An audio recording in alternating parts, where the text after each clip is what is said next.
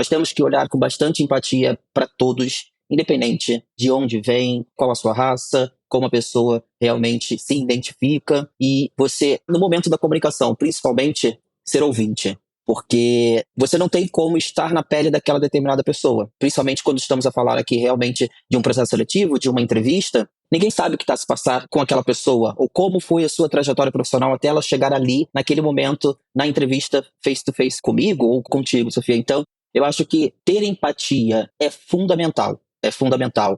A pensar nos profissionais pouco representados no mercado de trabalho, surge o Color at Work, um espaço seguro de partilha, empoderamento e fortalecimento da experiência das pessoas que compõem a diversidade de talentos e potencial existente no mercado de trabalho.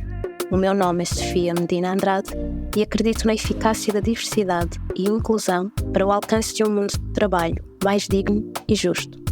Sejam bem-vindos. Olá, comunidade! Bem-vindos a mais um episódio do Color at Work. Hoje tenho uma novidade para partilhar. Como sabem, sou recrutadora, também conhecida como Talent Acquisition Business Partner, e tenho vindo a aprofundar a minha experiência em recrutamento inclusivo. Ao longo desta jornada, deparei-me com pessoas dedicadas a tornar o mundo de trabalho mais diverso e inclusivo. Para esta altura, já se devem estar a perguntar, mas qual é a novidade, Sofia?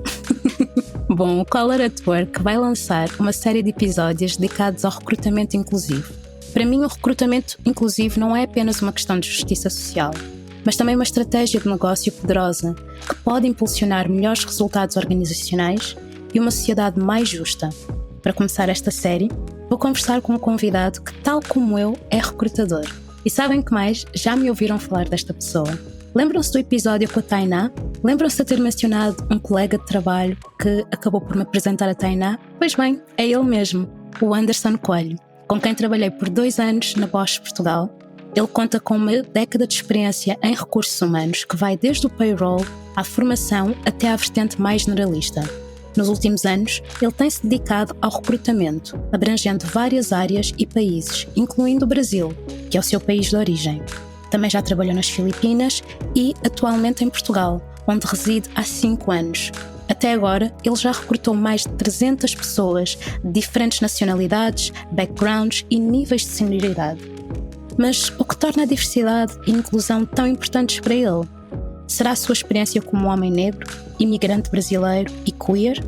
Vamos descobrir. E se pensarmos no que temos em comum? A meu ver, é a paixão pelo recrutamento aliada a valores não negociáveis nos nossos trabalhos. Considero-me uma sortuda, pois acho que foi isso mesmo, a diversidade e a inclusão, e claro, o sentido do humor do Anderson, que nos aproximou ao ponto de hoje considerá-lo meu amigo. No episódio de hoje, vamos mergulhar na diversidade e inclusão aplicadas ao recrutamento, discutir os desafios de trabalhar em empresas com estruturas e políticas já estabelecidas. Vamos ver como aplicamos esses valores no recrutamento e porque é que a diversidade e a inclusão são tão importantes para nós. Vamos desmistificar algumas crenças e, claro, partilhar os momentos mais gratificantes e não só. Sem mais demoras, é com um enorme prazer que eu digo olá, Anderson, e muito bem-vindo. Olá, Sofia. Muito boa tarde. Boa tarde não só a ti, a todos que vão nos ouvir aqui ou que estão nos ouvindo.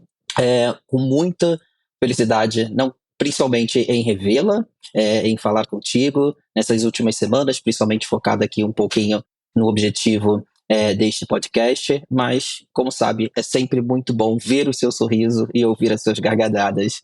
Muito obrigado mesmo pelo convite. Esse tópico é um tópico muito próximo, como vamos discutir, e vou acabar por partilhar aqui um bocadinho melhor sobre a minha história aqui no que se refere ao recrutamento inclusivo. Eu é que agradeço, e também para dar aqui um bocadinho de contexto aos nossos convidados. O Anderson já não é meu colega, infelizmente, mas aí está, daí ser tão especial gravar este episódio com ele, porque ao longo de 2 anos eu vi esta pessoa todos os dias, basicamente, tanto virtual como a nível físico, e sempre foi bom. Eu, quando penso em ti, o Anderson, eu penso sempre em muitas histórias. Lembro-me perfeitamente dos teus tiques, de coisas engraçadas que nós partilhámos, dos aprendizados também que foram muito bons, mas acima de tudo eu considero esta conversa importante porque eu acho que vai ser a primeira vez que tanto eu e tu vamos falar de forma aberta sobre muitos tópicos, muitas coisas que eu não sei se era por causa da correria do trabalho, se era também pelo facto de nos querermos proteger de alguma forma, não sei, mas houve muita coisa que nunca falámos sobre e por isso também esta conversa é muito especial para mim, por isso obrigada por cá estares. Sabes que há uma questão que eu coloco sempre a todos os profissionais e a ti em especial, porque tu és recrutador também, apesar de já estás noutra área, ainda o recrutamento faz muito parte de ti, então tu estás habituado a entrevistas, mas eu quero, por curiosidade, ver como é que tu te descreves enquanto profissional. Em breves palavras, o que é que nos dirias?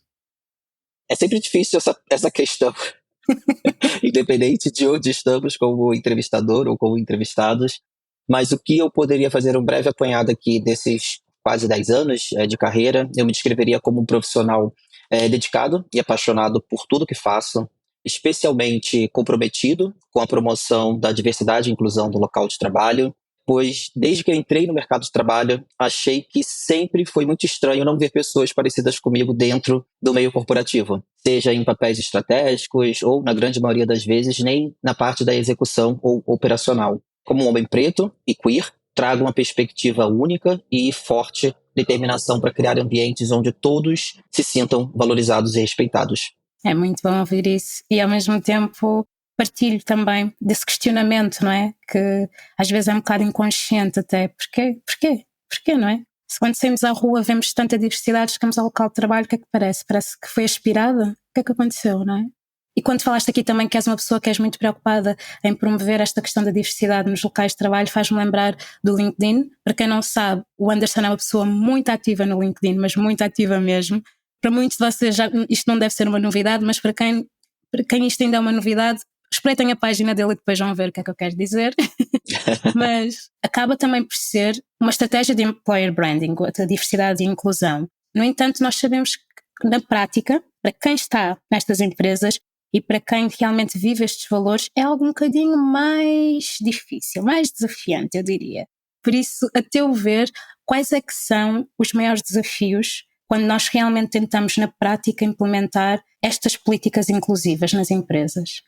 Olha, são muitos os desafios, eu diria. Eu acho que a inclusão e a exclusão são experiências que, na grande maioria das vezes, se não na sua totalidade, não são percebidas por aqueles que estão em posições privilegiadas. Criar estratégias para eliminar o viés inconsistente no processo seletivo, ampliar o alcance das vagas e garantir que todos os candidatos tenham a mesma oportunidade ou oportunidades iguais de sucesso, eu acho que é o maior dos desafios do recrutamento inclusivo. Posso citar também alguns poucos, por exemplo, focar apenas na diversidade, porque quando nós falamos de recrutamento inclusivo, e principalmente vindo de 2 recrutadores negros, as pessoas acabam por sempre pensar, mas eles estão a falar da parte racial. O recrutamento inclusivo ele é mais do que isso. É a questão do gênero, é a questão da idade, porque nós temos também esse problema, esse viés de receber um currículo de um profissional de 60 anos, por exemplo, para uma determinada posição, que não seja uma posição de gestão. Do outro lado, os empregadores, os managers, eles acabam não vendo de uma forma tão positiva assim, em função da idade específica.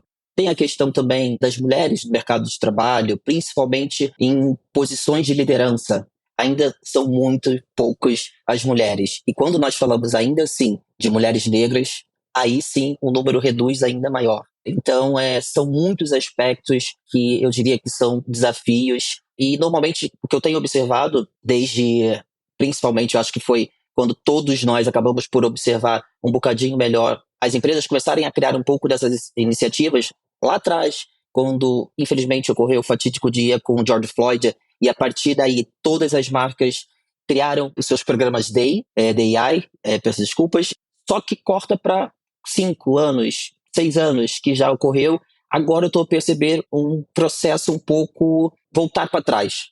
Algumas, principalmente eu que acompanho e tenho amigos também são recrutadores no Brasil, sempre vejo reclamações pelo LinkedIn, principalmente, a dizer, olha, estou sendo mandado embora porque o programa ou o projeto já não é mais interessante para a empresa, porque a sociedade já não está mais a exigir isso das empresas. São poucas as sociedades, as empresas que ainda assim permanecem com esses pequenos programas e projetos. Mas também tem a questão de a empresa ela implementa, mas acaba por não criar aqui métricas claras de como isso vai ser mensurado a longo prazo. sabe? Como vai ser essas percepções, que muitas das vezes podem até ser percepções errôneas sobre este processo e a eficácia de uma forma geral.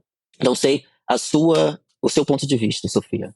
Vai muito ao encontro daquilo que tu disseste. Eu concordo plenamente com o que estás a dizer, mas também gostaria de ouvir da tua parte que estratégias, não é? Porque aí está, como nós lidamos, enquanto recrutadores, nós lidamos muito com ambas as partes, não só com os candidatos, mas também com os managers. E com o tempo, eu não digo que tenhamos um conhecimento total do viés deles, mas vamos conseguir apanhando aqui traços de personalidade e sabemos ao mesmo tempo, ok, se calhar com esta pessoa vamos ter de desconstruir um bocadinho mais, diferentes tipos de abordagem, não é? E eu queria ouvir do teu lado, porque aí está, eu vi-te trabalhar com managers de diferentes departamentos, diferentes países também, personalidades também elas muito diferenciadas, e sei também que antes de trabalharmos juntos, tu também já tiveste outras experiências com o recrutamento, por isso, ao longo destes anos, que estratégias te foste colocando em prática dentro do processo de recrutamento que te foram ajudar a tornar este mais inclusivo? E que tu possas dizer, olha, para mim, eu sei que até agora isto tem funcionado. Eu acho que é muito realmente o treinamento da sensibilização por parte do manager. Pronto, é a primeira pessoa que nós acabamos por lidar e é a pessoa que, querendo ou não, tem o poder da decisão final em querer efetivamente contratar ou não aquela determinada pessoa que está a ser recrutada. Então eu acho que treinamentos regulares, não basta simplesmente nós como recursos humanos chegar para o manager, conversar aí com ele ali ao pé do ouvido ou antes de uma determinada entrevista, chegar e falar, olha, é uma pessoa que não é cisgênero, que vamos realizar uma entrevista. Então, por favor, tenha uma sensibilidade. Se a pessoa chegar já no início da entrevista e falar, olha, eu utilizo pronomes tal, tal, tal. Tenha a sensibilidade de memorizar. Se não conseguir memorizar, anota um papel à sua frente e cada vez que você efetivamente pedir alguma informação dessa pessoa, utilize o pronome que ela pediu. É algo que você demonstra principalmente respeito com o ser humano. Independente se você está numa posição de liderança que você está a recrutar ou não,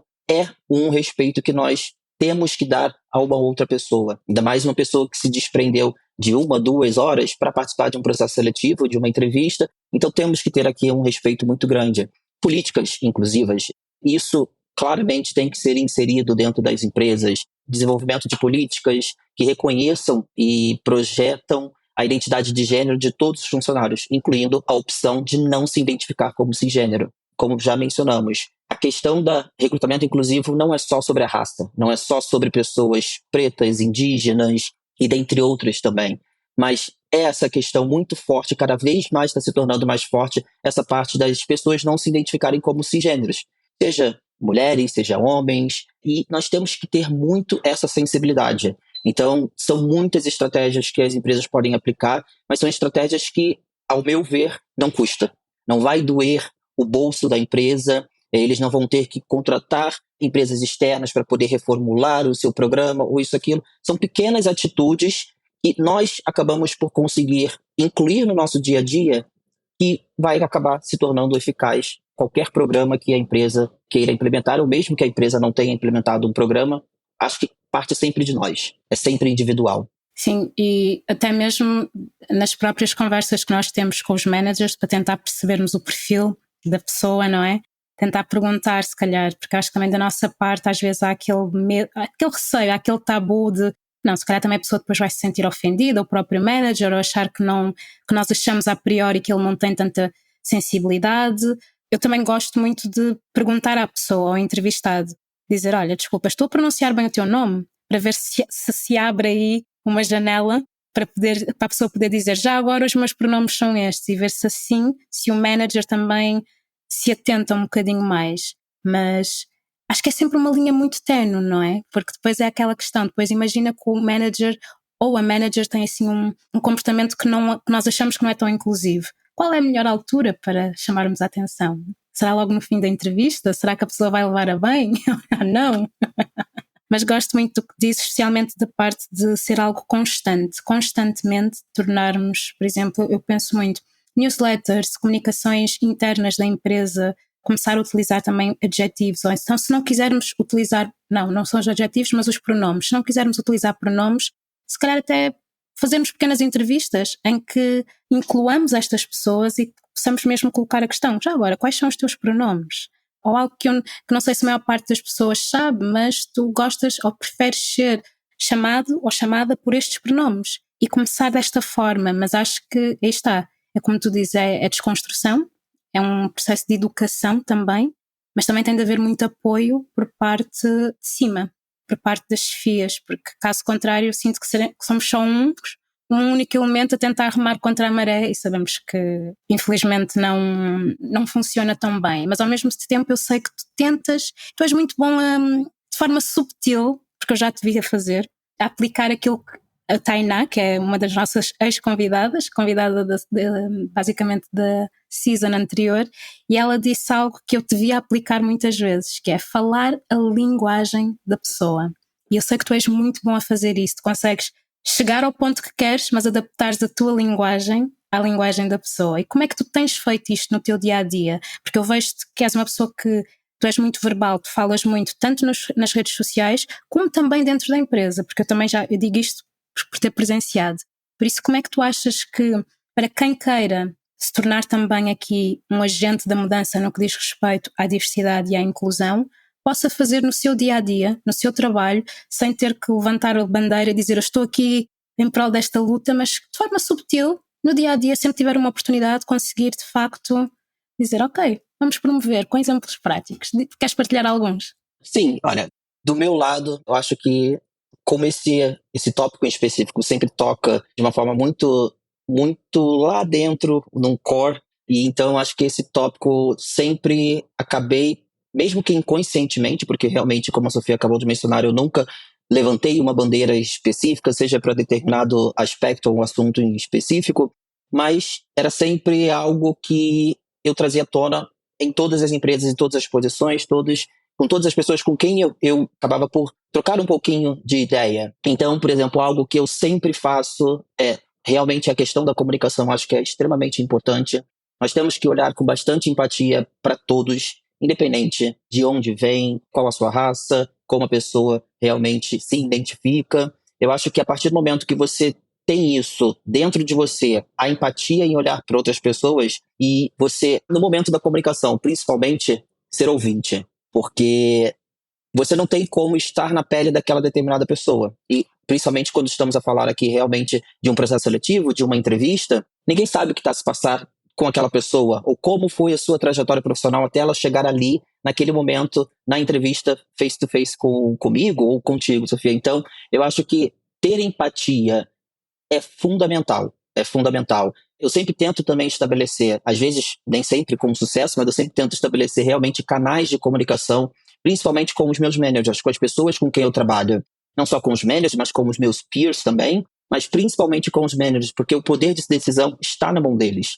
E, como você mencionou, eu já tive casos efetivamente de managers se comportarem de uma forma não tão satisfatória no decorrer da entrevista. E realmente, como eu acabo por criar um relacionamento com eles, mesmo que profissional, não necessariamente precisa sair dali para o pessoal, mas realmente criar um ambiente profissional que eu consiga lhe chamar no chat e já lhe dar uma bronca. E ele se atentar e falar, opa, desculpa, Anderson, fiz algo de errado. Ou, ao mesmo tempo, ele se atentar e falar, desculpa, esqueci o pronome. Ou, desculpa, toquei um tópico que eu sei que não deveria. Eu falei, não tem problema, já estou a intervir, vamos mudar de tópico ou então vamos retificar o que foi dito. Porque é isso, eu acho que nós temos o papel, principalmente como recrutadores, que estamos a representar uma empresa, de fazer todos se sentirem muito bem. Pelo menos dentro daquele período de 1 hora, 2 horas, seja dentro do processo seletivo, sabe? Então eu acho que a comunicação, a empatia é algo realmente fundamental que todos nós devemos ter. Concordo plenamente, porque mesmo os próprios managers, eles também já foram candidatos. E depois é isso também que às vezes deixa-me um bocado confusa, não é? Eles também já foram, eles sabem o que é o nervosismo, eles sabem o que é passar por situações desconfortáveis, mas que ao mesmo tempo a sociedade nos diz, se vais para uma entrevista, nunca fales mal do teu antigo empregador, nunca contes situações que não são menos positivas, mas ao mesmo tempo defende-te, não é? Ao mesmo tempo tens de provar o porquê de teres saído daquela função. Pequenas coisas, não é? E então quando chega então a questões muito mais ligadas à nossa identidade, eu acho que aí então sim, a empatia é chave, mas também faz-me pensar, No teu caso ainda mais. Porquê? Porque tu és um homem imigrante, tu és um homem negro, tu és um homem queer que tens essas dreadlocks que eu adoro e que para mim foi do género, uau, quando eu te vi pessoalmente, não é? Eu pensei, uau, ele tem dreadlocks, ele está aqui no ambiente corporativo e é como se nada fosse. E ao observar-te, eu vi-te usar as tuas dreadlocks apanhadas, soltas, de várias formas, mas sempre com uma naturalidade. E eu pensei, ok, isto é um ambiente corporativo e ele está de dreadlocks. Então, claro, gostei sempre muito de ver isso, mas sempre fiquei muito surpreendida pela positiva, claro, mas ao mesmo tempo sempre tive uma curiosidade que aí está. Esta conversa é a minha oportunidade também para poder matar um bocadinho esta curiosidade. Como é que tem sido a tua experiência? Como é que esta experiência que tu tiveste, tendo tantos recortes da diversidade, tu mesmo enquanto ser humano, tendo estado em espaços tão diferentes, porque não foi só, tu trabalhaste em vários ramos dos recursos humanos, mas também em países diferentes, com culturas diferentes, com olhares diferentes, em que as pessoas, dado o seu contexto histórico, têm olhares diferentes para os vários recortes de diversidade. Como é que foi essa tua experiência e como é que isso te moldou depois a seres este recrutador que tem um olhar mais empático para com o outro? Olha, a trajetória ela não foi fácil, Sofia. Isso eu posso te garantir, como você já deve imaginar. Sim, eu passei por alguns países, como a Sofia citou realmente no início do podcast. Eu vim do Brasil, já exercendo funções dentro do espaço do Departamento dos Recursos Humanos, para algumas empresas em específico. E o Brasil, eu diria, é qualquer coisa. É um país que nós temos uma diversidade gigantesca, e realmente é gigantesca. A nossa população preta, ela sobrepõe a população branca, por assim dizer, mas ainda assim nós não vemos refletido isso nas empresas, ou principalmente em posições estratégicas ou em cargos de liderança. Então, desde o momento que me dado oportunidades do meio corporativo, oportunidades profissionais, eu sempre tentei observar e me adaptar a determinadas culturas da empresa.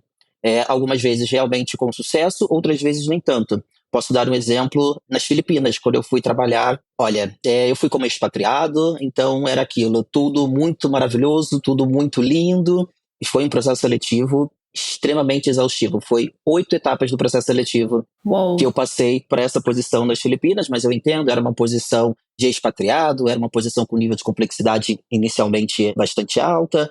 Só que quando eu chego lá e me deparo com a empresa e a cultura que foi estabelecida, não é um tipo de empresa que eu gosto ou gostaria que ainda estivesse existindo dentro do mundo do mercado. É bastante complicado e complexo, era um ambiente bastante tóxico, literalmente éramos 4 expatriados e eu sendo o único homem negro, e era bastante interessante, mas eu via uma ingenuidade por parte, por exemplo, dos filipinos, bastante interessante, era realmente como se fosse um olhar de criança. Eu trabalhava como gerente de produção, principalmente na parte de continuous improvement, e depois focado um pouquinho com projetos voltados para a área de recursos humanos. Então, eu, às vezes, saía da produção, da fábrica, tirava a minha touca e funcionários que ainda não tinham me visto já me olhavam assim, completamente espantados e já vinham querer pegar no cabelo. E eu dava um passo para trás e a pessoa ficava sem entender o que estava se passando.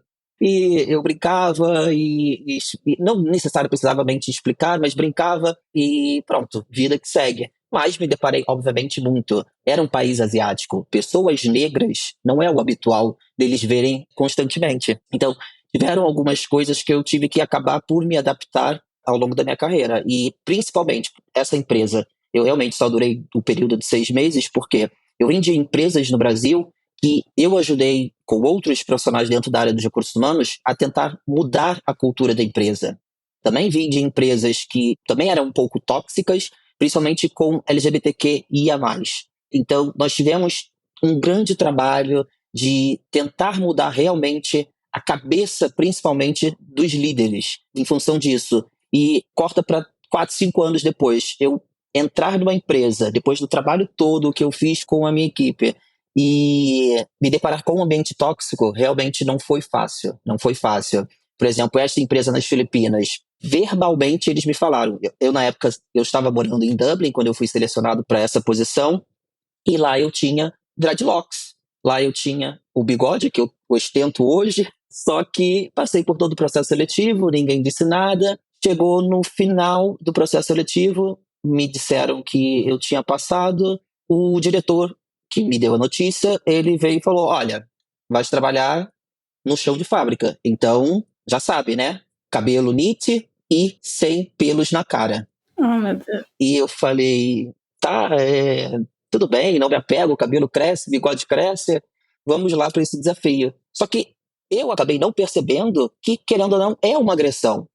Os dreadlocks são quem eu sou atualmente. É a versão de cabelo que eu utilizo no momento. O meu bigode é como eu gosto de me ver ao espelho, em fotografias, é como eu me acho mais, eu acabo por me ver mais interessante, mais atraente, ou qualquer outro motivo. E ter que eliminar isso de mim em função de uma determinada função ou empresa, foi ali complicado de eu trabalhar isso esses 6 meses, você durante 3, 4 anos, deixando o seu cabelo crescer até virar um dreadlock e também o bigode, porque confesso que eu não tenho pelos na cara, então o bigode demorou imenso para crescer. Eu retirei isso. Para quem vê, não parece, mas pronto. Eu retirei isso e a todo dia que eu olhava no espelho ao me arrumar, perdia um pouco, sabe, a minha identidade. E realmente chegou o final de 6 meses e eu falei, realmente eu acho que não tá fazendo sentido. É um ambiente que não tá, criativamente não é interessante, é tóxico. Eu automaticamente também não conseguia me ver refletido da forma que eu me entendo como pessoa. E foi com muito gosto, isso eu tenho que falar que realmente foi. Cá em Portugal, quando eu cheguei, decidi, vou deixar novamente os dreadlocks crescerem, o bigode novamente crescer, e não encontrei barreiras por nenhuma empresa a qual eu passei. Então, fui muito bem acolhido em função disso. É quem eu sou. Eu acho que as empresas e os líderes têm que respeitar. E quando a gente fala da questão do recrutamento inclusivo, é também a flexibilidade no dress code. Se eu tenho uma pessoa que não se identifica como cisgênero, por exemplo, uma pessoa trans, ela vai se vestir da forma que ela se sente confortável.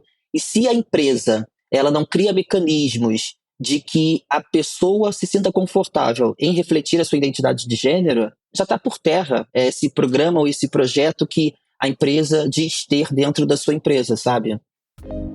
Olá, comunidade. O que estão a achar deste episódio? Se pudessem nos dar a vossa opinião, o que diriam? Vocês sabiam que o Color at Work está presente em todas as plataformas de podcast? Está também no Instagram e, mais recentemente, foi-nos lançado o desafio de estarmos no TikTok. Então podem ouvir-nos nas vossas plataformas preferidas de podcast e podem encontrar-nos no TikTok e no Instagram através do Color at Work Podcast. Eu mal posso esperar por ouvir os vossos comentários, por receber o vosso feedback e por assim criar um espaço que seja nosso. Espero por vocês lá. Para mim, é estar a conhecer aspectos novos da tua história, da tua experiência profissional, aspectos que, a meu ver, não são positivos, porque enquanto estavas a falar, o qual é que tu foste respondendo? Mas quando começaste a falar e partilhaste aqui esta questão das Filipinas, da exigência, eu ia dizer pedido, mas não, da exigência que te fizeram, a primeira coisa que veio à minha cabeça foi, mas e como é que fica a tua identidade?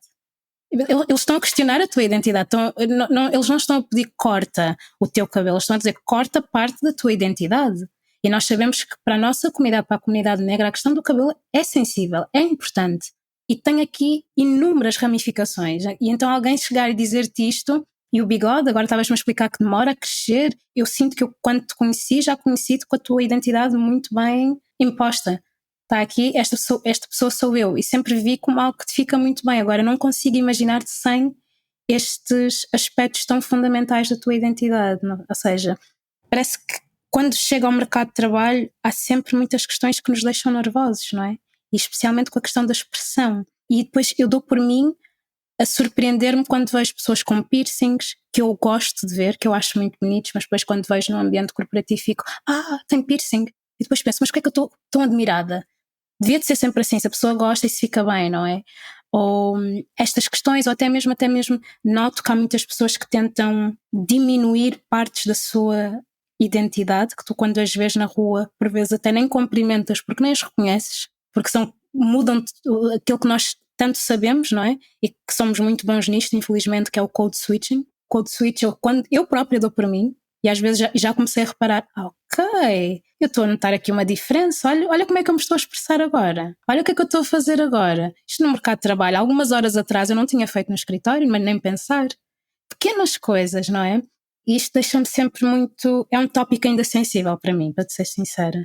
E tu falaste também aqui da comunidade LGTB. Eu normalmente gosto mais de falar da comunidade queer, porque acho que abrange muito, mas não sei se também se é falta de conhecimento. Corrige-me também, por favor.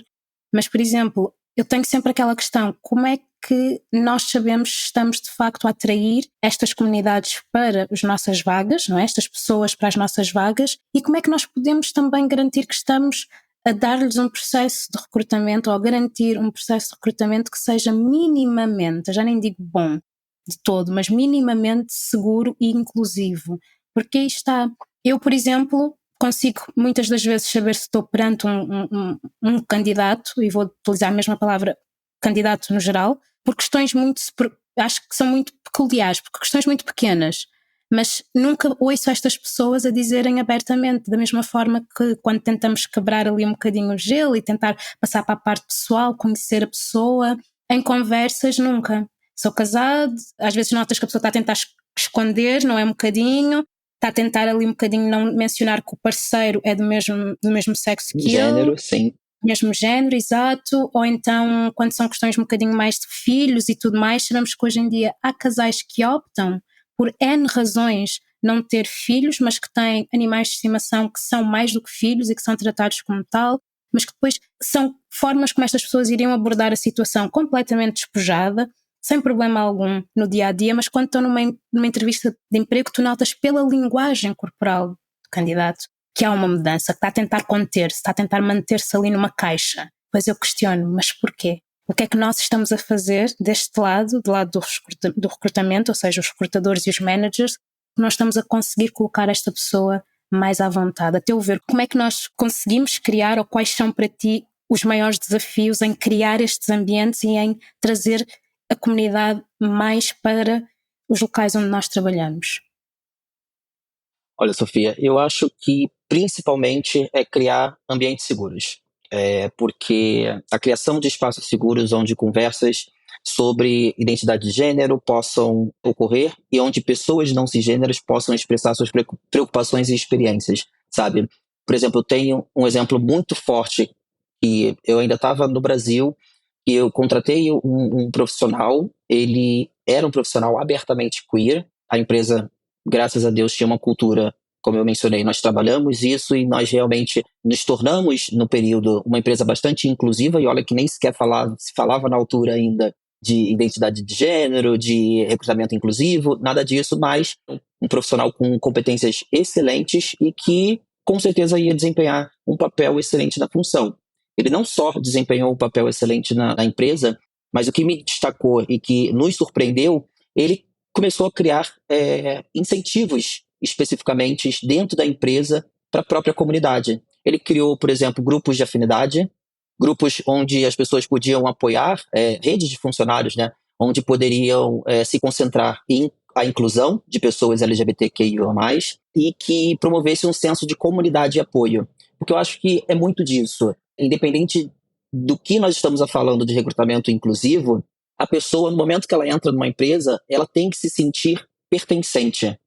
Não é simplesmente por eu ter uma função, desempenhar a função e a empresa vai me pagar no final do mês ou no início do mês e tá tudo bem. Não, eu não acredito e eu discordo plenamente quando falam a empresa, nós somos uma família. Pronto, para mim isso é tão retrógrado e arcaico quanto qualquer outra coisa dentro do meio corporativo.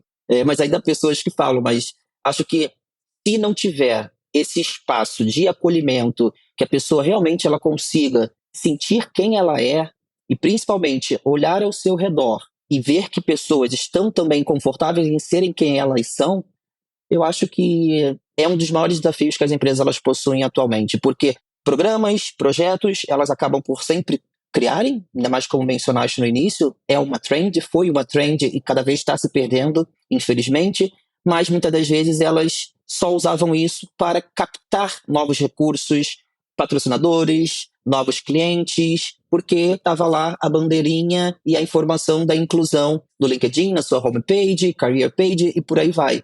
Mas quando uma pessoa ela entra na empresa, ela precisa ver isto refletido também. Não basta nós, como recrutadores, falarmos, não, aqui a empresa você consegue ser quem você é. Só que corta para, foi contratado, um mês depois ou 2 meses depois, a pessoa olha, em nenhum momento ela consegue se ver refletida ali, e principalmente a comunicação. Porque nós sabemos que sempre tem ali, nós falamos no Brasil, a rádio corredor. Não sei se cá em Portugal existe essa expressão, mas nós temos a rádio corredor, que é a hora que nós chamamos um colega ali para tomar um cafezinho, e é onde a fofoca rola, é onde acontece a fofoca. E uma pessoa que, por exemplo, é LGBTQI+, que não se identifica como cisgênero, vamos supor que ela está ali, vai para um cafezinho e tem dois dos seus colegas também tomando um cafezinho, e do nada ela chega e surge aquela risada, aquela gargalhada, aquela risada. A pessoa ela pode se sentir desconfortável, por quê? Tá achar que estão a falar dela por algum determinado aspecto. Então, tem algumas coisas, sim, que ainda as empresas precisam olhar internamente, precisam implementar dentro do seu ambiente de trabalho. E, mais uma vez, não custa nada. Exatamente, exatamente. Há um tipo de experiência, infelizmente, que é muito comum, independentemente do recorte da diversidade em que estejamos a falar. Porque quando estavas a dar este exemplo dos colegas a falarem, depois chega a pessoa, a primeira coisa que me veio à cabeça foi a piada. E se calhar vai ser uma piada que vai ser uma piada agressora. Que em vez de ser uma piada vai se tornar uma microagressão. Eu sei que tu já deves ter te deparado com situações destas, eu já me deparei, sei que pessoas da comunidade queer também se deparam, ou seja, basta tu seres, ao fazeres parte, ao teres um dos recortes da diversidade, que isto é algo que vem. E acho que é este tipo de coisas que a comunicação pode ser trabalhada. Acho que a comunicação interna das empresas é uma excelente via para isso, porque é um meio de educar também, é um meio de passar a cultura da empresa, porque podemos fazê-lo de várias formas, as televisões, as newsletters, os panfletos que há, os eventos, há tanta coisa em que se pode, de facto, utilizar da comunicação para educar, e acho que isto também é uma questão de educação, porque eu dou por mim a ver questões que, por exemplo, employer branding, campanhas de employer branding, é uma excelente forma de incluir a diversidade e de mostrar, olha, está aqui, se calhar tu não estás tão habituado a deparar-te com uma expressão de género tão diferente, mas olha, ninguém te engana, é para este tipo de empresa que tu vens, e a empresa está a apoiar através deste tipo de inclusão, deste tipo de profissionais nas nossas comunicações externas. Acho que também é uma forma de começar a educar, entre aspas, as pessoas. Ok, vais ver uma pessoa que se calhar gosta de usar maquilhagem de uma forma que tu não usas, mas que lhe fica bem, que é bonito e que não tira em nada o profissionalismo da pessoa, não é? Sim, principalmente, olha, é um homem, aparentemente, mas ele gosta de usar um brinco de argola, ou um brinco colorido, e tá tudo bem. Ou então, principalmente porque nós agora estamos a ver mais e mais homens, por exemplo, que gostam de pintar as unhas coloridas. Exato. E tá tudo bem. Não quer dizer que a pessoa vai performar mais ou menos em função disso. E acho que é muito disso. E não só nessa questão, principalmente do gênero, a parte racial também, nós temos que destacar aqui, eu acho que faz todo sentido, as pequenas microagressões que nós acabamos por sofrer dentro do ambiente corporativo. Eu gosto de tocar nesse assunto específico porque é para reforçar que as empresas elas precisam ter mecanismos também de feedback, porque não adianta, todos nós acabamos por sofrer um pouquinho algum racismo interno, que algum colega de trabalho acaba por soltar. Com certeza, por exemplo, Sofia deve ter ouvido, olha, este fulano está na lista negra, mas ao momento que a pessoa verbaliza isso, um colega nosso fala, olha, não, me desculpa, não queria falar isto. Eu falo, está tudo bem. O problema em falar negro ou preto, negra ou preta, depende da forma que você está a falar. Lista negra, tudo bem. Eu prefiro falar, olha, está na lista vermelha ou numa lista, pronto. Mas tudo bem. Sabemos que isso é tão antigo e está tão enraizado na nossa cultura, de uma forma geral, eu digo isso Portugal, Brasil, que isso não vai impactar, ou eu não vou sofrer diretamente porque um colega falou, olha, esse fulano de tal, infelizmente aqui, ó, não vai participar de processo seletivo porque vai estar na lista negra. E tá tudo bem, mas as pessoas, elas estão começando a exagerar, sabe, demasiado determinadas questões ou palavras ou formas que eu acho desnecessário. E é por isso que eu reforço, tem que ter mecanismos de feedback, porque a pessoa, eu, por exemplo, não senti de forma alguma que a pessoa estava fazendo com malícia ou de uma forma pejorativa. Mas outra pessoa que escutou ou que poderia escutar aquilo, ou qualquer outra frase ou piada, como acabaste de mencionar, pode se sentir realmente atacado de uma certa forma. E como ela vai recorrer isto? A quem ela vai reportar? Chega para o manager e fala, para depois o manager falar assim, não, mas aquela pessoa, ela é excepcional. É o nosso desenvolvedor top. Não, jamais falaria isso. Se calhar foi com um teor de brincadeira e você que percebeu de uma forma diferente. Então, se calhar o problema está contigo, não é na pessoa. E lá vem uma segunda agressão àquela pessoa, porque quem ela supostamente deveria reportar, a quem ela deveria reportar, lhe recebe com esse tipo de diálogo, e é o que eu acabo por perceber em diversas empresas. É isso, falando com outros profissionais, observando muito no LinkedIn, e é isso que acaba por ocorrer. A sua linha de contatos direto é o seu manager, então você faz a reclamação, você recebe essa informação. Se não, é diretamente dos recursos humanos está soberbado de tarefa. Vai ouvir aquilo, vai olhar para aquilo, esquece, daqui a meia hora, 30 minutos a pessoa já vai esquecer isto. Só que não, a pessoa se sentiu desconfortável. Então, nós temos como recrutadores, empresa, organizações, dar uma resposta àquele sentimento da pessoa, sabe? Concordo plenamente e acho que é a partir desse tipo de respostas e de experiências menos positivas que a mensagem "tu não estás num sítio seguro" começa a ser passada. Porque a mensagem de que nós não estamos num sítio seguro ou num sítio em que sejamos realmente aceitos, ou que possamos vir a ser aceitos, eu acho que passa, não é por um comunicado oficial, não é por algo que te vão dizer logo no teu primeiro dia, olha, vieste para este sítio, é assim que acontece. É através destas pequenas mensagens. É tudo muito subtil. E acho que a subtileza, por vezes, é aquele tipo de ferida mais intensa, porque tu ficas, ok, nem me estão a dar sequer a dar a oportunidade de rebater, simplesmente estão de forma muito subtil a dizer-me, aqui não há espaço para isto. Aqui não há espaço para reclamares, aqui não há espaço para te defenderes, para stand up for yourself, ou para teres alguém que te vá apoiar. Não é o lugar. Mas dizem-te isto com um sorriso, não é? E te falam com palavras bonitas, então nem te dão sequer.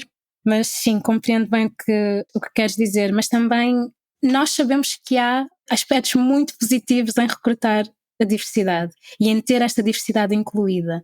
E acho que para nós isto já é algo muito natural, nós sabemos e temos exemplos práticos, não é, destes benefícios, mas eu acho que muita gente não, porque eu ponho-me a imaginar, se há uma pessoa que iniciou carreira e fez carreira, infelizmente, em empresas muito fechadas ou muito resistentes a esta vertente, não é? Aceitar a diversidade e a inclusão, para estas pessoas isto é algo impensável, do género, eles estão a romantizar.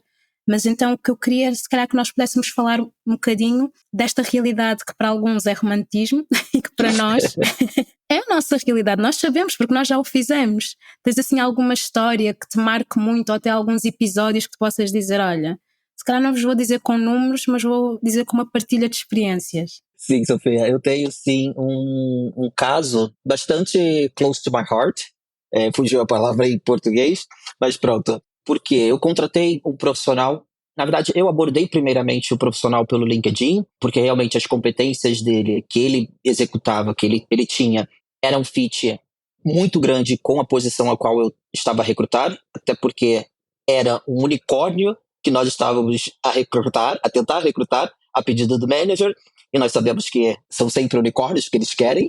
Exatamente, que conhecemos bem. E essa posição ainda era um unicórnio que tinha que usar uma manta de ouro. Então era a posição mesmo. E eu, a fazer o Active Sourcing, me deparei com alguns perfis que faziam, sim, 50%, 60%, 70%, 80%, e me deparei com este que era 90%, quase 99%. Eu abordei, como normalmente eu abordo, sempre com bastante simpatia e empatia com aquele profissional, porque eu sei principalmente que estava a trabalhar e se calhar está num momento muito desafiante na atual empresa e que não estaria aberto para um novo desafio. Mas eu abordei, ele se demonstrou aberto para ouvir um pouquinho mais sobre o que eu tinha a falar, e aí começamos a trocar algumas mensagens, e foram extensas, porque realmente ele estava num período bastante desafiador do projeto, então não tinha tanto tempo assim para desprender, para realmente ter uma ligação comigo, então eram muitas mensagens que nós trocamos até nós entrarmos na ligação. Na ligação, eu já me apresentei a empresa, e ele, ao falar, já percebi que tinha algo diferente. Até aí, tudo bem, eu estava conseguindo perceber o que ele estava a falar, com uma certa dificuldade, mas eu estava conseguindo perceber. E ele, no momento da apresentação, ele ficou muito nervoso e ele, olha, Anderson, eu tenho que confessar, eu tenho um problema auditivo e acaba por impactar. Eu uso aparelho e aumenta um pouco a minha percepção da audição, mas ainda assim é um pouco restrita, não é 100%. E, consequentemente a isso, a minha fala, ela também é afetada. Então, eu não sei se você vai querer dar seguimento ao processo seletivo. Eu falei, porque eu não queria, porque eu não iria querer. Eu estou conseguindo perceber o que você está a falar, você está conseguindo perceber o que eu estou a falar, não vejo problema. E eu quero deixar bem claro que a empresa a qual eu estou a representar, mesmo que não tenha incentivos voltados para o recrutamento inclusivo, é uma cultura que foi construída muito abraça as pessoas e as suas diferenças. Porque todos nós temos as nossas diferenças por sermos pessoas singulares. E eu tentei fazer ele perceber que, olha, eu não tenho problema com isso, a empresa não tem e ninguém vai ter esse problema. Ele ficou bastante contente, conseguiu se soltar um pouco mais e apresentei o perfil para o hiring manager. Só eu apresentar o perfil, antes de sequer falar de como decorreu a entrevista, o hiring manager ficou realmente apaixonado, porque era o tal unicórnio que realmente ele estava procurando. E após eu fazer a apresentação, eu tive que o alertar para que, no momento da entrevista, ele realmente não cometesse nenhuma gafe. Então eu verbalizei com o hiring manager, pedi para ele repassar a informação para os outros participantes da entrevista, a qual prontamente ele fez, e corta para o dia da entrevista. O dia da entrevista, a pessoa compareceu prontamente, fez a sua apresentação, mas também, obviamente, estava muito nervoso e a todo momento eu tinha que pausar e dar um senso de tranquilidade realmente para ele, para que ele pudesse realmente desempenhar o que eu sabia que ele poderia desempenhar na entrevista. E eu mencionei com o manager antes, olha, é uma pessoa que tem esse problema auditivo e um certo problema na fala. Ele provavelmente vai pedir para que seja repetida as questões. Uma vez, 2 vezes, e está tudo bem. O nosso papel é fazer que a pessoa se sinta realmente abraçada e entendida. E o manager, tudo bem, repetiu a primeira, repetiu a segunda. Quando entrou na parte técnica, todos ficaram extremamente encantados, porque parecia que, a partir do momento que ele entrava no aspecto técnico, a fala dele mudava de uma forma que você não conseguia perceber sequer que era uma pessoa que tinha uma certa deficiência auditiva e um certo problema de fala.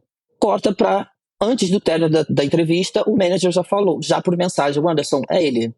Não quero entrevistar as pessoas, vamos fazer o possível e o impossível para consegui-lo atrair. E pronto, terminamos a entrevista, fizemos o debriefing, como normalmente nós fazemos, realmente todos extremamente encantados, mas eu tive que reforçar uma vez mais que era uma pessoa especial, que exigia uma certa atenção, principalmente por parte do manager, e se ele quer realmente contratar determinada pessoa, ele tem que ter a certeza que os seus peers, ali, os peers desse profissional que vai ser contratado, também lhe respeitem, lhe dão respeito tão igual quanto. E corta para a pessoa, foi realmente contratada, me agradeceu horrores, fiquei realmente bastante feliz com a contratação dessa pessoa e me manda mensagem até hoje agradecendo. O manager, um período depois, antes de terminar 1 ano na empresa, o próprio manager e o diretor pediram uma reunião para agradecer realmente que é uma pessoa com desempenho excelente, realmente ultrapassou a expectativa no primeiro ano, sofreu um reajuste salarial dentro do período do primeiro ano e estava muito contente. E ele, todo momento que ele me dá um feedback, é sempre positivo, que realmente as pessoas, foi uma das poucas empresas que ele se sentiu acolhido. E foi até o motivo dele ter saído da empresa anterior. Era extremamente desafiante para ele, só que ele não se sentia pertencendo. É isso. E é um caso que, para mim, realmente me dá um gosto cada vez mais, realmente, ter uma atenção maior perante ao currículo que eu recebo. Porque não é um currículo, é uma pessoa com uma história, com uma trajetória, sabe? E que a gente tem que sempre levar em consideração isso. É isso mesmo. E é bonito ouvir, porque estavas a falar, a minha mente estava a ir, é como se eu estivesse realmente a ver tudo acontecer.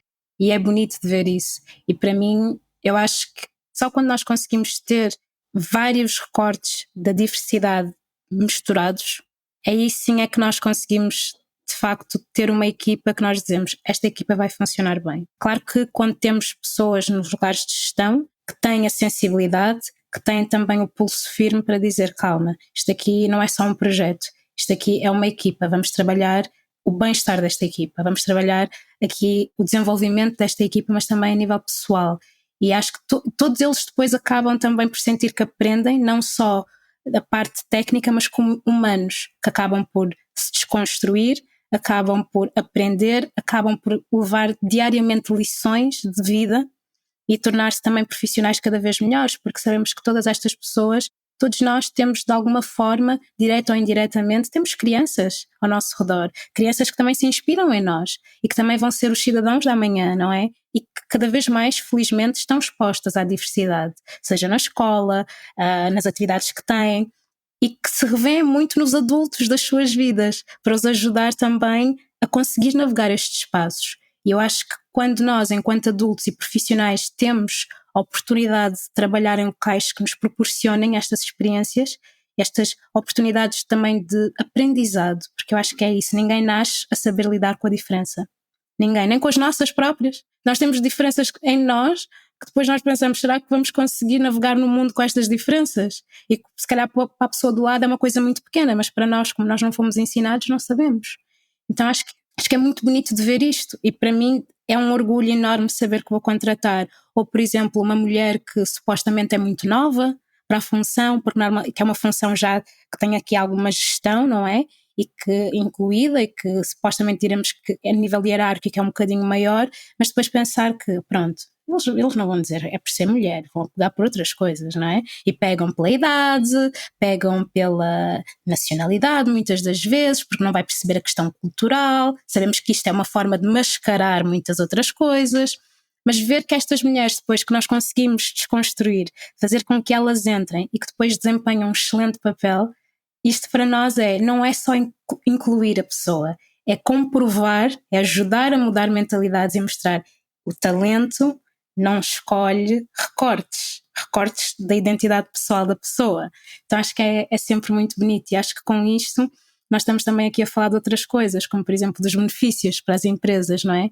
Porque é muito bonito falar só de números, mas eu acho que também mesmo no próprio ambiente profissional, não é, que se cria. E também te quero ouvir falar um bocado disso, porque tu também és uma pessoa que, eu lembro-me que nós tínhamos na altura um regime híbrido, mas que tu me falaste que, o meu primeiro mês, se não me engano, eu fui todos os dias, eu queria ir todos os dias, e és uma pessoa que sempre tiveste muita flexibilidade, se fosse para ir mais que alguma vez do que ao estabelecido tu irias mais vezes, então eu sei que para ti esta questão do ambiente também é muito importante, não é? Por isso também te queria ouvir em termos de benefícios, daqueles que não são tão quantitativos, mas dos mais humanos. O que é que tu achas? Eu sempre parto do princípio que realmente a diversidade dentro das organizações leva a melhores produtos, porque você vai ter uma visão bastante ampla, realmente refletida dentro de uma sociedade, na organização, ideias mais poderosas, maior envolvimento de todos dentro da própria organização e principalmente o desempenho financeiro da empresa de uma forma geral, sabe? Eu acho que quanto mais diversificado você tem pessoas dentro da sua equipe, da sua equipa, você acaba conseguindo ver diferentes perspectivas. Isso são para todos os aspectos, desde a engenharia de software, que vão ali criar, por exemplo, uma página exclusiva aqui de career page, ou então uma página, website de determinada empresa. Então vão criar aqui certos elementos que vão ser inclusivos efetivamente. Se estamos a falar realmente do desenvolvimento de um produto, olha, a percepção já vai ser outra. E principalmente quando nós falamos da área de desenvolvimento de software, temos sempre que falar da falta de mulheres desempenhando essa função. E eu acho que ter mulheres também, principalmente nessas áreas chaves, é fundamental. Elas que vão trazer aqui outras competências que acabam, infelizmente, nos falando como homens, temos que ser sinceros, porque realmente elas acabam por trazer aqui outros aspectos completamente distintos, pontos de vistas completamente distintos. Quando você tem, por exemplo, uma equipa que é internacional, estamos cá a falar em Portugal, cada vez mais estamos a ver equipas internacionais em todos os segmentos, em todas as áreas dentro das organizações, não só dentro da área de desenvolvimento de software, mas sim a área de marketing, a área financeira, a área principalmente dos recursos humanos, porque é isso, as pessoas vão olhar com uma outra visão para aquele determinado problema e vão encontrar soluções que talvez os próprios líderes jamais iriam chegar lá. Por quê? Porque sim, eles têm a limitação deles e tendo uma equipe diversa, diversos países, raça, religião, sabe? Acho que traz muito mais benefício do que efetivamente prejudica uma determinada empresa. Pelo menos é o meu ponto de vista, sabe? E é o que eu tenho observado as empresas que cada vez mais têm construído incentivos de diversidade e inclusão estão a ganhar. São líderes no mercado. Os seus números cada vez mais estão a aumentar, enquanto aquelas que se restringem a contratar somente os seus semelhantes acabam por ficar para trás. É inevitável. Cada vez mais o mundo está se tornando um mundo global. Ainda mais agora, depois da pandemia, que nós conseguimos efetivamente trabalhar. Olha, estamos a trabalhar aqui. Eu coordeno atualmente uma equipe lá na Índia e trabalho com profissionais da Alemanha também. Já trabalhei no passado com profissionais não só da Índia, da Irlanda, da Suíça, Luxemburgo, e é isso. Cada um trazendo um pouquinho da sua cultura para aquele determinado problema, produto ou situação, a empresa ela só tem a ganhar. Eu concordo plenamente e acrescento também que depois isso vai se refletir em algo também muito positivo para a empresa, que é a promoção. As pessoas até podem não usar os termos diversidade, inclusão, pertencimento, as pessoas podem não utilizar, mas só contarem a história. E muitas das vezes existe esta conversa de café, o boca a boca, ainda não se perdeu, simplesmente é transportado para o digital, que acaba por ter uma abrangência ainda maior. Mas isto acaba por ser um cartão de reputação da empresa, que muitas das vezes as empresas esquecem-se, porque as pessoas falam, as pessoas recomendam, mas também pelo positivo como pelo negativo, não é? Então acho que dá trabalho, dá-me bastante trabalho, porque é uma questão de desconstrução de mentalidade, mas é aquele tipo de trabalho, de background que existe, que depois vai ter benefícios que eu até diria médio e longo prazo são muito benéficos.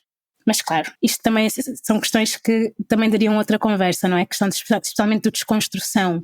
Mas a teu nível, nisto a nível muito pessoal, como recrutador, que conselhos tu darias? Porque ainda bem sabemos que há várias gerações de recrutadores que são bem mais novos que nós, que estão a começar e que têm uma questão moral e de identidade também muito vincada e que querem e que sabem que podem fazê-lo, mas que depois chegam ao mercado de trabalho e deparam-se com estruturas muito rígidas e que às vezes acabam por se sentir em baixo. Mas também temos outros recrutadores que dizem: quando eu cheguei era assim, eu sempre fiz assim, porque é que eu tenho de mudar? Mas depois começam a ver que afinal outras pessoas também aplicam essa mudança e pensam: se calhar eu também poderia, mas não sei como fazê-lo. A estes recrutadores que possam parecer tão diferentes, mas que tenham a mesma intenção de quererem fazê-lo, mas que não sabem como, que conselhos lhes darias? Ou dicas? Sim, eu acho que efetivamente não precisa você estar inserido numa empresa que, por exemplo, tem um programa de recrutamento inclusivo. Acho que cabe realmente, como eu mencionei no início, individualmente a cada um de nós. Se é um tópico que toca fundo em você, vai fundo. Tenta introduzir esse tópico no seu dia a dia, de uma forma bem natural e leve. E, consequentemente, os seus peers, a sua bolha, principalmente dentro da organização, eles vão começar a observar isso. E, principalmente, observar o benefício que isso trouxe. E, a partir do benefício, aí sim, mais pessoas vão começar a adotar também, sabe? Seja uma postura diferente num tratamento, seja realmente lembrando o pronome que aquela pessoa efetivamente prefere ser chamada, sabe? Acho que são pequenos incentivos que literalmente devem partir de nós, independente se a empresa ela possui uma política estabelecida ou não. Acho que cabe individualmente a cada um de nós, sabe? Dar o primeiro passo. E a partir daí, eu acho que o mundo se move quando realmente a primeira pessoa dá o primeiro passo, e principalmente dentro do meio corporativo. E eu gostei muito de ouvir isso, Não sei se tem outras dicas para partilhar aqui também, do seu lado. Eu diria que não colocarmos muita pressão em nós, no sentido de que eu tenho de fazer isto e vai sair bem à primeira. Se calhar a primeira vez que tentarmos vai correr muito mal.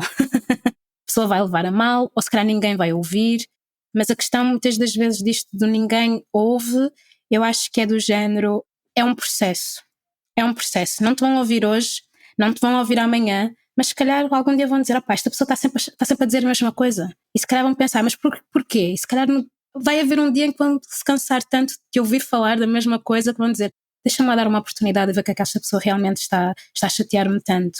Ou então que vai ver, esta pessoa que demonstra tanta resistência, vai ver outra pessoa até ser mais receptiva ao que estás a dizer, ao que estás a tentar implementar e vai dizer, outra pessoa até está a ser tão receptiva, porquê? Eu acho que é persistência. E sabermos que é algo que inicialmente não vai chegar a ninguém, que não vai ter qualquer tipo de efeito, mas depois vai haver um dia que vai afetar ou vai impactar de forma positiva uma pessoa e a partir daí começa. Mas não é fácil, mas não é impossível também, é o que eu diria. Concordo. Para terminar, visto que já estamos aqui com algum tempo de conversa, mas eu estou a adorar, para te ser muito honesta, o Anderson, aos dias de hoje, com estes anos todos de experiência, mas mais do que os anos de experiência, com as vivências que tens tido, que têm sido todas elas tão enriquecedoras, diversas e desafiantes, não é?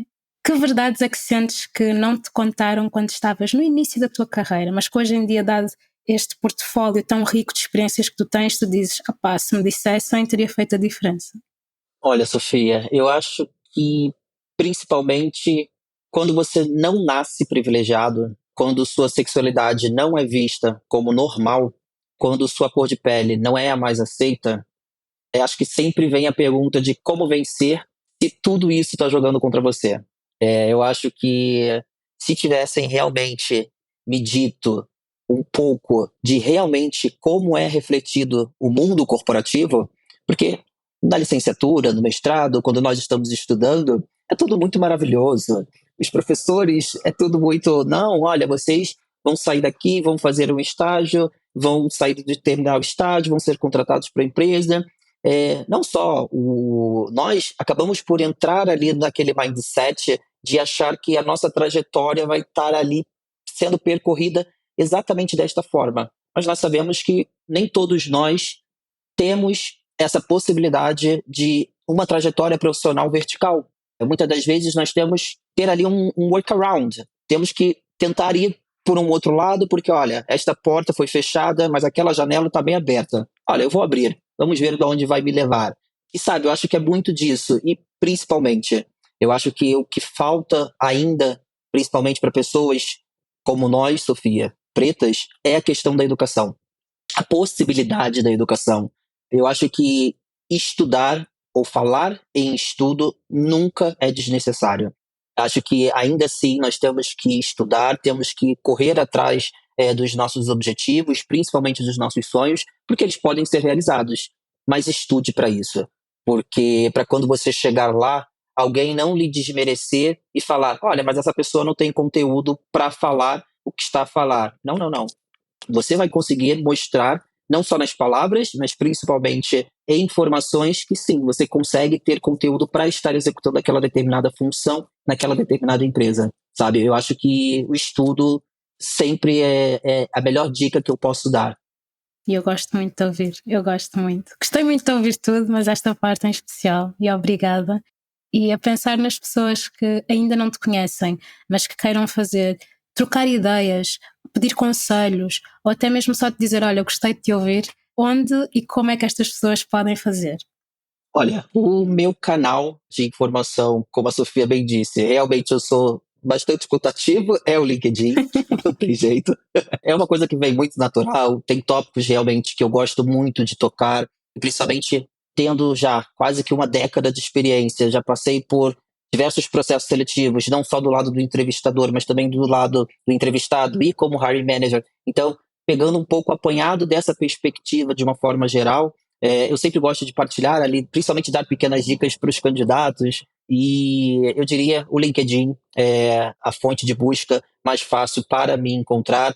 Confesso que eu estou um bocado saturado em mídias sociais, então mídias sociais pessoais eu fiz questão de deletar porque realmente se torna muito overwhelming de ficar 8 horas no LinkedIn e daqui a pouco você terminou de trabalhar, pega o celular e já está ali no Instagram, no Facebook ou qualquer outra plataforma.